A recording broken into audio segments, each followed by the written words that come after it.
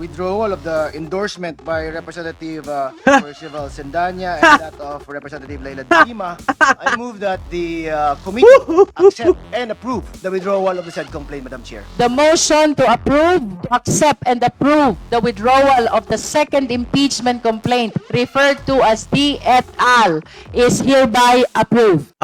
Bakit po nila inatras ang kanilang impeachment complaint? Ito po. Nagsasayang lang kayo ng oras. Nagmukha lang kayong engot no? Kawawa naman yung mga tansong loyalista niyan, yung mga pinklawan niyan. Umasa na kayo susulong ng susulong para mapa-impeach si VP Sara Duterte. Nakailang attempt na po sila, pero wala pa rin pong nangyayari. Di sino po ang nagmukhang bida dito po sa ginawa nilang kalokohan? Di si VP Sara Duterte. Siguro, wala na pong gustong sumuporta dito po sa mga impeachment na inahihain po kay VP Sara Duterte. Wala na po bang budget, pampirma? Paano ba yan, mga tansong talangka, mga loyalistang pinklawan? Iyak muna kayo ngayon.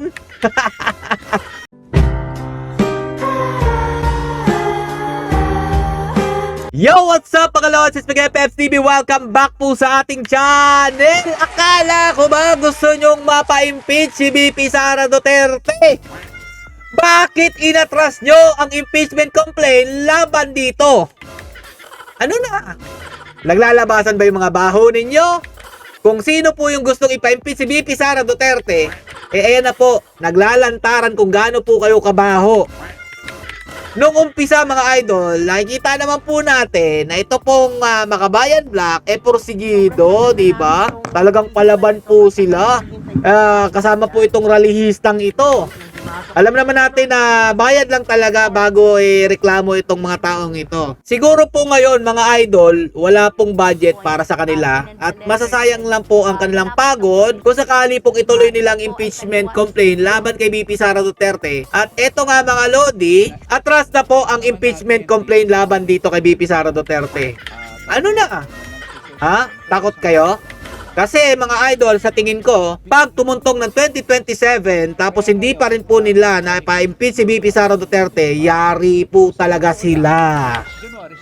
Alam naman natin na si VP Sara Duterte ay may napakataas na ratings at kaya nga po sigurado, ito po yung naiisip nila kaya ito'y umatras.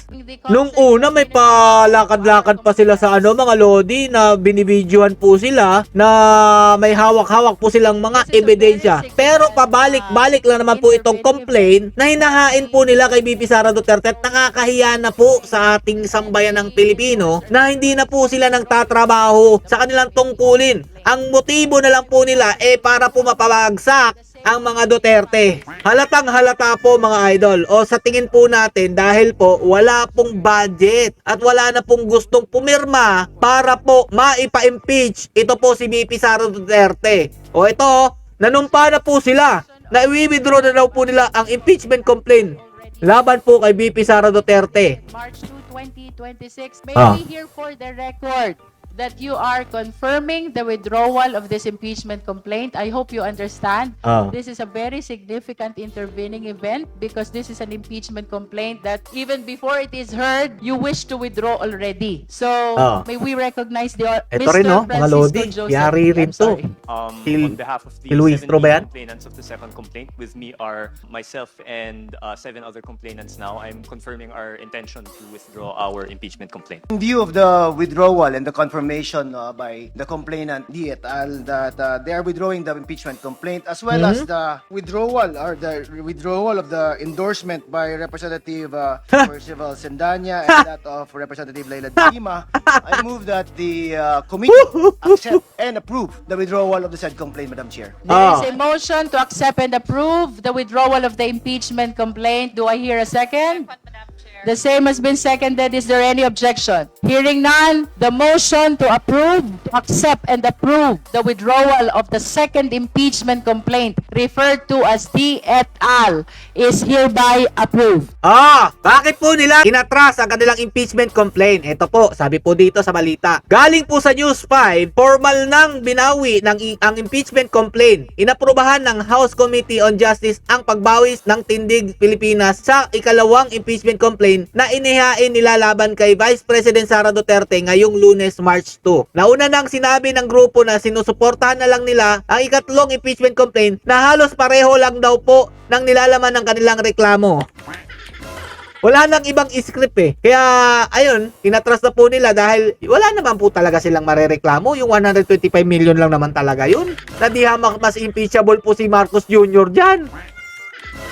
Kasabay nito, inatras rin ng mamamayang Liberal Party List Representative Laila de Lima at Akbayan Party List Percy Casendanya ang pag-endorso ng naturang complaint. Nagsasayang lang kayo ng oras. Nagmukha lang kayong engot no? Sinayang nyo lang ang oras ng mga media, ng House of Representatives at talaga namang sayang ang oras yan. Hindi naman po talaga sila nagtatrabaho. Pero yung paasahin mo, napapa-impeach mo, kawawa naman yung mga tansong loyalista niyan, yung mga pinklawan niyan. Umasa na kayo susulong ng susulong para mapa-impeach si VP Sara Duterte. Pero sa bandang huli, nakikitaan nyo na wala naman siguro kayong mapapala, inatras nyo na. Gaya ng sinabi ko mga Lodi, kapag 2027 hindi pa po nila mapa-impeach si VP Sara Duterte, yari po talaga sila dahil yan po ang katapusan ng kanilang karera, dyan po sa inuupuan nila. Pero inyo nakailang attempt na po sila, pero wala pa rin pong nangyayari. Di sino po ang nagmukhang bida dito po sa ginawa nilang kalokohan? Di si VP Sara Duterte. Kaya po siguro natauhan itong mga gonggong na wala naman talagang ginagawa dyan sa Kongreso kundi puro na lang paninira sa mga Duterte. Ayan po, umatras.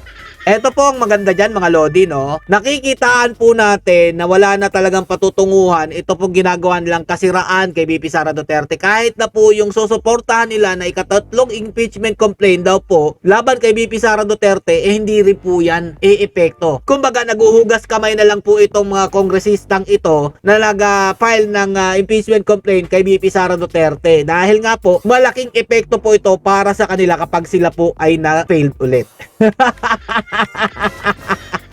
Isa rin po sa nakikita natin mga Lodi, no? Siguro, wala na pong gustong sumuporta dito po sa mga impeachment na inahihain po kay VP Sara Duterte. Wala na po bang budget, pampirma? Naglabasan po kasi yung listahan ng mga politiko di umano na nakatanggap daw po ng mali-malitang pera. At number 1 po sa listahan, si Benny Abante. Sa townhouse daw, dinala Benny Abante. Totoo ba to? O eto po yung mga listahan mga Lodi para sa hindi pa po nakakakita nito. Tingnan nyo po pagmasdan kung sino-sino po yung makasama dyan. Nandyan din po si Tulfo, Erwin, si Fernandez Dan, De Lima. Ayan mga Lodi, kaya ano pang mukhang ihaharap ninyo lalo na to si Kimbo na isa rin po sa mga dahilan ko bakit umusad yung impeachment ng mga nakaraang taon. Pero ngayon, siguro mga Lodi, wala na po silang budget para po mapapirma itong ibang kongresista na nagsusulong po ng impeachment laban po kay VP Sara Duterte. Magtrabaho kayo, huwag puro paninira. Ipakita nyo talagang para sa taong bayan ang ginagawa ninyong serbisyo, hindi para sa inyong sariling interes. Namumulitika kayo. Hindi porket nagsalita si VP Sara Duterte na tatakbo bilang Pangulo ngayong 2028, nagkakandalaitin na kayo dyan. Halata no? Pag-announce si VP Sara Duterte, sabay-sabay sila nag-impeachment complaint Kasama pa si Benny Abante, number 1 pala sa listahan. Kaya pala humabol, ika-4 na impeachment complaint kay VP Sara Duterte. O baka naman hindi ka pa mahiyan yan, Benny Abante. Bawiin mo na. I-withdraw mo na rin. Gayahin mo yung ginawa nila Laila de Lima at itong mga kakampwet, mga loyalistang tanso na nagsanib puwersa at wala pa rin. Olats pa rin. O ano na? Masakit ba na malaman na hindi talaga kayo ang pinaniniwalaan ng sambayan ng Pilipino? Si VP Sara Duterte. Kaya po mga idol, sa tingin ko kapag tumakbo ito sa 2028 presidential election, sure win na po talaga. Huwag lang po gamitan ng dahas. Ito pong aming future president na si VP Sara Duterte. Kami po ay pumapayag na matapos ang inyong termino PBBM, pero wag nyo naman puwersahin na hindi makatakbo si VP Sara Duterte ngayong 2028. Magkaalaman at magkaalaman. Dahil sabi pa ni Gadon, wala naman daw pong naniniwala sa mga Duterte. Tingnan po natin kung wala ba talaga. At yung mga ginawa po ninyong kamalian sa pamilya Duterte, tingnan po natin kung walang balik. Ang sabi pa ni VP Sara Duterte, hindi po pwede na wala pong managot sa mga nangyayari dito sa ating bansa. At hindi rin po ibig sabihin nun na siya po'y maghihiganti. Meron daw pong tao na magpo-focus para po mabalikan ang mga gumawa po ng anomalya sa ating bansa, lalo na po sa paglustay ng pera ng taong bayan. Hanggang dito lang po muna. Paano ba yan, mga tansong talangka, mga loyalistang pinklawan? O, iyak muna kayo ngayon. Stay safe and God bless you all. Impeach pa more. Duterte pa rin.